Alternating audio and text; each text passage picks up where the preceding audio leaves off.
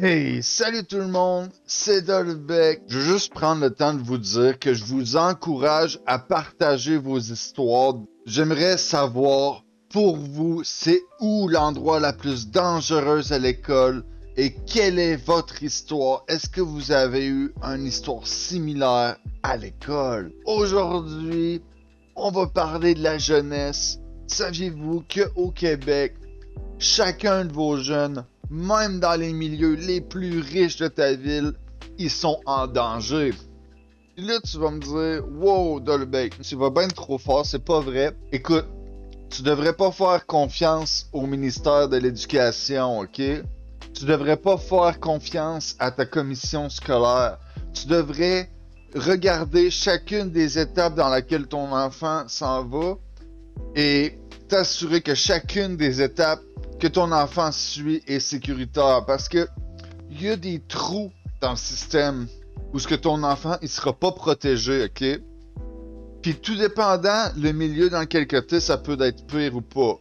Fait que là, aujourd'hui, je vais vous exposer un des plus gros trous qu'on entend le moins souvent parler, où ce que les jeunes subissent le plus de violence, ils sont en danger, ok? Fait que là, un autobus scolaire. Un autobus scolaire peut avoir quoi? Environ 32 jeunes là-dedans? Moi, c'est ça, je me rappelle. Il y avait environ 30 jeunes dans un autobus environ, quand j'étais jeune. Puis là, ce qui arrive, c'est que si t'es le dernier à embarquer, dans le fond, quand l'autobus fait le trajet, tous les enfants sages vont s'asseoir en avant, puis les enfants méchants vont s'asseoir en arrière. Puis ils vont comme prendre le contrôle, les plus vieux, puis les bums. Puis là, si toi, ça donne que t'es à la fin du trajet de l'autobus, ben t'auras pas le choix d'où t'asseoir parce que chacun des bancs vont être pleins en avant. Fait qu'à chaque jour, tu vas être obligé de t'asseoir en arrière avec les bums. Puis qu'est-ce qui va arriver s'il y a une différence d'âge? Moi, dans mon autobus, quand j'étais jeune, il y avait des primaires puis des secondaires. Et je me rappelle être en deuxième, troisième année, puis me faire martyriser par des gars de secondaire 3, 4, 5, ok? Fait que là, ils mélangent tout ça, tous ces âges-là ensemble, puis tu te dis, il n'y a pas de gardien. Tu mets 32 jeunes dans un milieu clos, là, c'est tout petit, c'est sûr qu'il va se passer de quoi, puis tu mets pas de gardien. Non, mais sérieux, c'est à quoi qu'ils pensent? Comment ça qu'on peut répéter cette même erreur-là depuis des générations? Hey, ça fait longtemps que j'ai pas été à l'école, ça fait 20 ans sûrement que j'ai pas été à l'école, environ, peut-être moins, là. Mais ce problème-là, il date de bien plus que 20 ans. Puis, oh, on règle pas ça. On va parler de plein d'autres problèmes sauf ça. Non. Là, il est temps, ici, au Québec, qu'on règle un de nos problèmes majeurs sur l'éducation qui a été ignoré. Écoute, on a fait plein de réformes de cahiers, ok, pour que les jeunes y apprennent mieux puis ils soient mieux éduqués. Mais on les a pas protégés contre eux-mêmes. On les a pas empêchés de se faire du mal entre eux. Puis on les a mal surveillés dans nos transports, surtout. Le ministère de l'Éducation, moi je me rappelle avoir été voir mon intervenant qui s'appelait Monsieur Obus pour lui demander de l'aide. Puis mon intervenant à l'école, il me disait que c'était impossible pour lui d'intervenir parce que il faisait pas partie de la commission des autobus ou quoi que ce soit.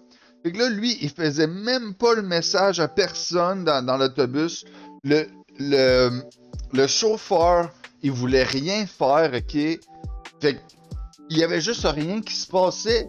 Moi, la seule chose qui s'est passée, parce que mes parents étaient chrétiens, fait qu'ils, je sais pas, il avait peur, là.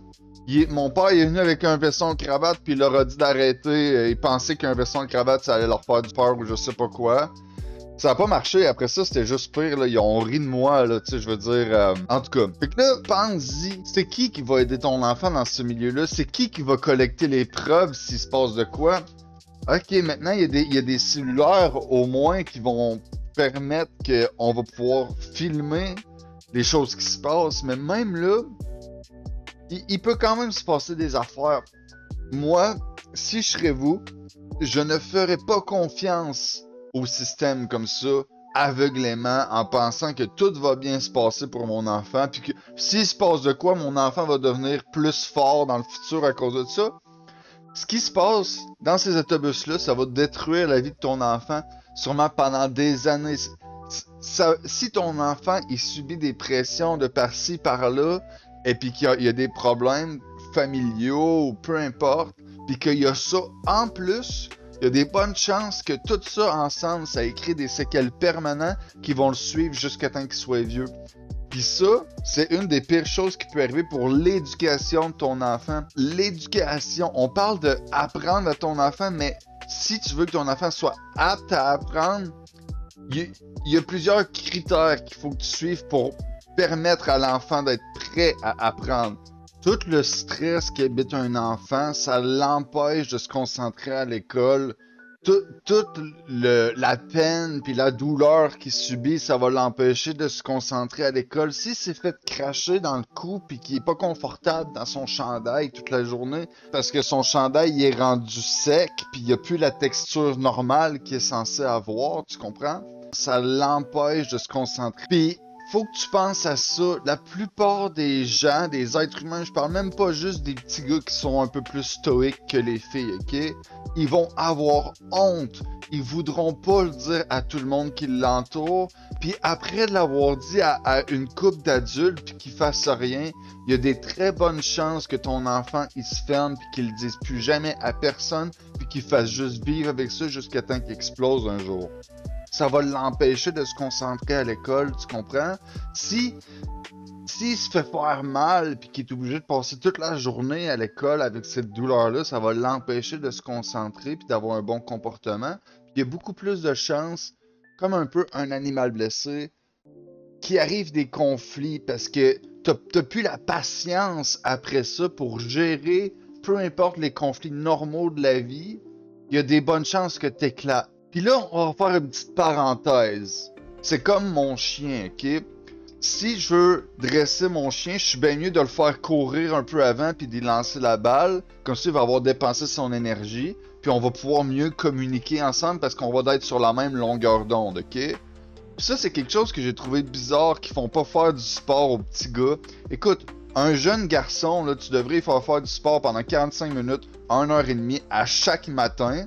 Puis après ça, lui faire des cours, ça fait juste aucun sens de donner 2 cours d'éducation physique par semaine à des enfants. Moi, j'en reviens pas de ça, ok? Fin de la parenthèse.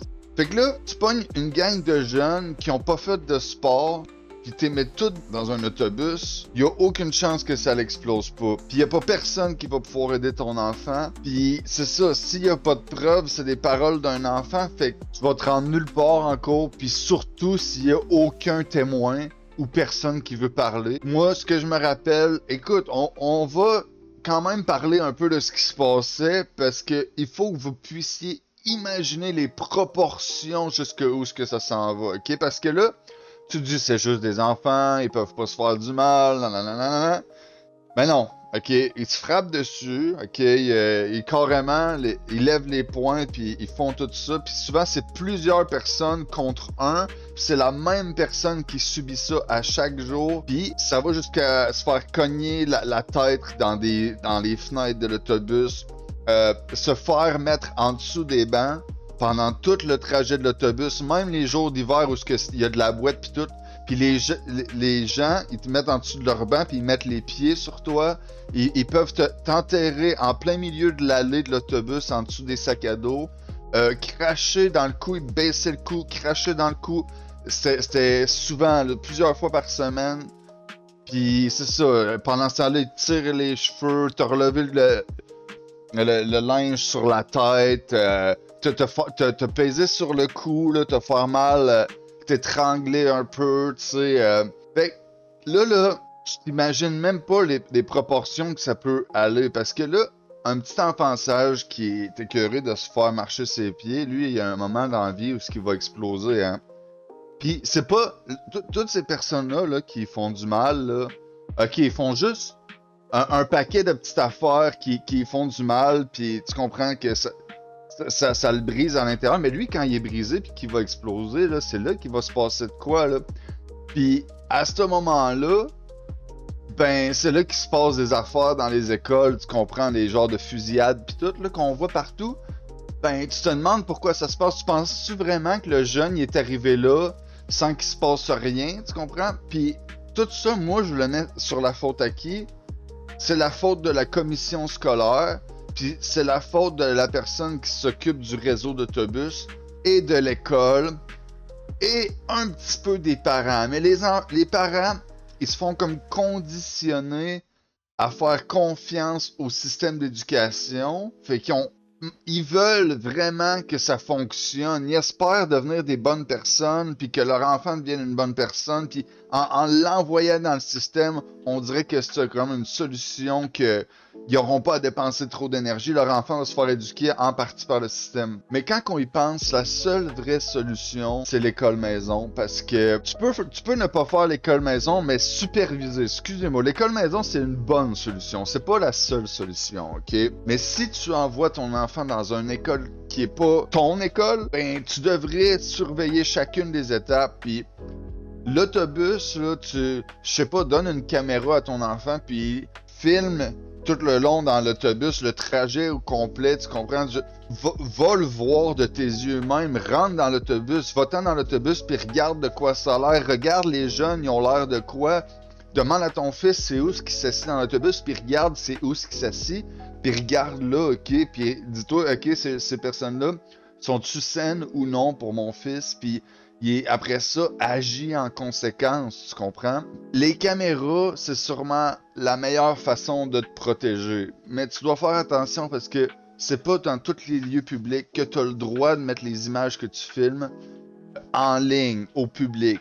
Mais la plupart du temps, tu as le droit de filmer et de garder le vidéo privé, puis de pas le montrer à personne. Juste, dans le fond, tu fais juste te promener en filmant pour te protéger. Il n'y a rien de mal à ça. Puis je vois pas pourquoi qu'il n'y aurait pas de caméra dans un autobus scolaire aussi. Moi, je pogne mon 2 minutes qu'il n'y avait pas de caméra dans les autobus scolaires. Le chauffeur faisait rien. Puis les intervenants faisaient rien. Assurez-vous que votre enfant ne se ramasse pas dans cette situation-là. Puis ça se passe là. OK? À chaque jour. C'est là que ça se passe. Agis. OK? Fait attention à toi. Bonne journée.